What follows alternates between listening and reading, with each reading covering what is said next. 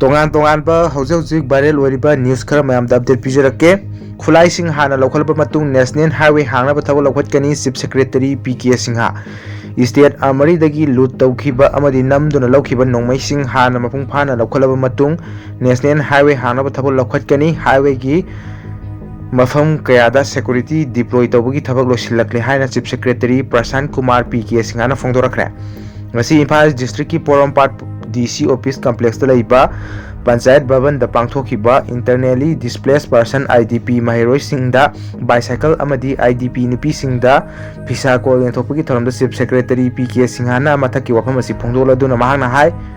miyam marakta unauthorized oiba afaba khusukulai kya paidona lairiba si yamna khudong thiningai ni khulai sing asi laukhat pa haibasi Manipur da santi purakna bagi ahan ba khongthang ni Mahana makata aduna state amaridi loot tauduna amadi namdun laukiba nomai sing amasung tamgi naha sing na pairiba asi pikhalak naba thasi kunda governor Ajoy Kumar Balana nimitaren gi matam pikre nimitaren gi matam piba haibasi chapcharabani surrender tauge hairabadi nongmada yaba thabangni maram asina kanagumba organization singna nimitaren gi matam asi tenmalli haiba wafam mahangna yaningdaba phongdokpaga loinana aina yadaba moongda laukiba nongmai amadi maru sing hairiba matam asigi manungda surrender taubiyu karigumba hairiba matam asigi manungda nongmai sing pikhalaktaba tarabadi logi matung ina security season aduna operation park sana chathaduna nongmai sing laukhatkini haina su akanba wafam thamke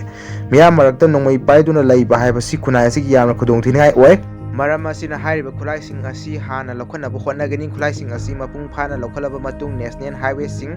hangdoknaba thabak lokhatkani national highway gi mafam kayada security deploy tawbagi thabak ayamba losilakle makhatana ahenba security thambagi thabak su losilagani national highway sing da hanagumna potchai puba gari sing adumuk chatli ungkhanariba community ani gi marakta amana amabu thajanaba puraknaba hotnaba mathau tai amaromda relief camp sing da lanjenadu leiriba IDP sing athuba matamda masa masa gi mayumda hanjinduna mahausa gi punsida lahenaba laingak na hotnari haina chief secretary na makhatana phongdoke atopa pau amada MLA sing punsinduna anauba laingak ama semnaba hotnari Arun Kumar center na luchingba khalaktrabasu BJP ki MLA sing gi marakta gi luchingba khanduna Lengak Semgani El Rameswar and Biren Masana Pam Thadok Sakibani, Chief Minister Oin Amu Halagaroi MLA Laurembam Rameswar. Imphal East ki Khurai Ahonga the Laiba Maitai Lining Luki Nauna Saba Maitai Sanglen Haina Mingthon ba Sanglen amang ngasi Wangkai Kendragi MLA Thangjam Arun Kumar Sangakre. Sangabagi Thoramadu da Kairau Kendragi MLA Laurembam Rameswar Maitai Lining Luki Luching Basing Subam Mano Maitai Imphal Municipal Council ki Ward number 23 ki Corporator Loksangbam Romola Amadi Khunai gi Thaupangloi Boirangthem Pafulo Saruyaki Thorom aduga mari leinana MLA Thangjam Arun Kumar na hai Maitai lining yokhatnaba hotnaba achouba thaudang loramba miyamgi luching porel oja akabana toklamba Maitai lining loop asigi sanglen asi matamga chunaba moongda mahakna katchaduna semgatpani Laikhidreba luchingba asigi liching makhada ahongai gi laifam asi semgat pirambani laifam asi Maitai lining bu thajaba singi oina senglaba laifamni phurup ama haibasi masagi lining laison amadi culture na takpani masagi lining amadi culture mangkharba phurup adu hingna sibaga pangkhakni ipa ipu singna thambiramba pukai sing aikhoina ngakna chatnabagi wakhallon sanglen asi sabani haire Manipur ki hauzik oiriba rajniti ki matang da paladuna MLA Thangjam Arun Kumar na hai and Biren na CM pham thadokhraba matung lamdam asigi rajniti ki oiba charangnaba ama leirakli anauba lengak ama semnaba honaringai cherakta ain gi kanglon singaktuna thamba ngamnaba state asida procedural rule thamlakpani lawi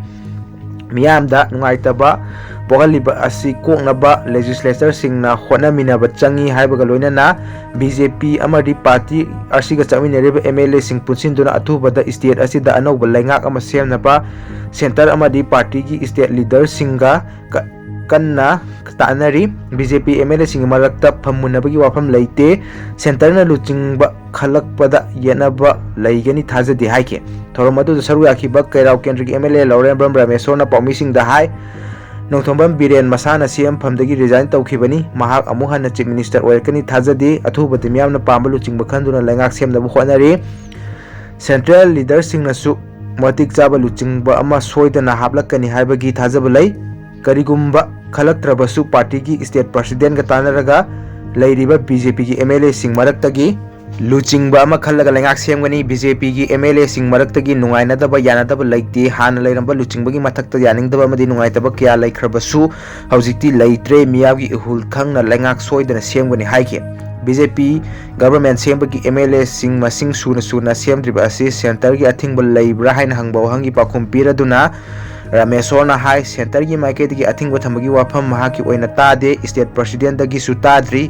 mahak MLA ama oina miyamgi apamba adugi matung ina thabak tawnaba honari athuba matamda luchingba khanduna lengak ama thamba miyamna panliba asi thunghanaba makhoi naha oiriba MLA singi mafam ama pullaga honari haike Mahakna hai hojik leiriba phibam asida lenga ama leiba haibasi puna yamnamak mathau tai loinana state asida president rule sangthana thamdanaba amadi irang loisendringai khulngakpa sing phaba punba tawdanaba loinana micham yam henna wanaba amadi irang thorakpa yaba thorang ama tawbidanaba haijaba yaba moongda haijakhre Fajin kiba khulngakpa sing thaduknaba mahaki maikaidagi honaba yaba hotnari haina MLA asina makha taki atopa pau amada mamana machanupi mangakta thangna lenduna hatlaba matung masasu sijanaba honakhre tabada tujuningai oba thodokta miyamga wakhal mimana dabani haiba maunaha amana mahakna hepokchaba chahi mangaga tha mari da ngairibi machanupi bu mangak samna thangna lenduna hatkibaga loinana masamaksu thangna mabukta thinjinduna sinaba honaramle presna phangba paugi matung inna Tujuningai oba thodo asing asi ayuk Thawal district ki Khongjo police station gi manung chana laiba Chingtham maya lakai da thokibani laikhidrebi nupi macha du gi maming Chingtham Malani kawi masama ki piriba machanupi bu mangak thangna lenduna hatlaga masama mabukta thangna thinjinduna sijanaba honarabi nupi adugi mamingna Chingtham Ongbi Priyadarshini sahi kunthra mari mapuroibagi mingna Chingtham Premjit sahi kunthra taruk kawi laikhidrebi Malani hojik IR International School da KG tamlibani haire Thodok tholiba imung manunggi miyoi singna phongdoropagi matung ina ngase yupung taruk taramdai aduwaida Premjit ki kaadagi nupi ki ahoba khonchel ama tai haiduna Premjit ki mataima atonbi amana makhoigi Priyadarshini ki kaada changlubada Priyadarshini kangkhal manungda thang suri ama pairaga machanupi ki manakta khuru khuduk kullaga leirami haire maduda mataima atombi adu leiramliba phibam aduda pakhatpadagi lauraga chenthoraki haire Mahana lauba adu tabadagi Premjit ki matai mayai mana amuk changlaga yenglubada angang adu soklaga leiba thengnaraki angang adu sokle haiba khangbadagi Premjit ki manau nupa Ranjanna phamungdagi angang adu pamlaga puthoraglaga khudakta gari kauraga Thawal district hospital da pukhalaki adubu angang adu hospital yorba matung doctor na mahaki haksang thawai yaudre haina khanghalaki haire pawasina makha tarduna soklaba angang adu hospital da pukharba matung angang adugi mama Priyadarshini su mabukta thangna thinjinjaraga imungdagi sumangda thoraklaga koilaw laramlaga wantharakpadagi mahaksu Thawal district hospital da pukhatlaga layengki madugi matung Imphal gi Rajmeti city da refer tawrakpadagi makha tana layeng chathari hairi thodok asigi matang da Khongjom police station case ama lakhotpaga loinana laikhitarbi Malani gi haksang postmortem ki damak Jennings mokta pukre hairi amarom da hauze Indo-Tibetan Border Force IDPP da Inspector oina thabak tawriba Chingtham Premjit haukipa February 19 da mayumdagi mahaki posting mafam Afghanistan da satkibada ngairibani mahak haujik Afghanistan da leiba UN Security Force da leibani haire Premjit na ngasi ayuk mayumdagi machanupi laikhidrabagi pau tarba matung mahaki nupi Priyadarshini na mapuroibada message thaduna mari makhong sanwandaba wahi kiya hairaklami haina imung manunggi maikaidagi phongdorakli Ngarang numidangsu Priyadarshini na magi apokpa mamada phone tawduna masa nungaiti haibadagi apokpa mama laktuna ngarang numidang laikai maibi ama kauraga lai khuramki hainasu imung manungna makha tarakli matang asida video si losinjarage channel sibu nungsibiduna subscribe tawsanbiyu haijari thank you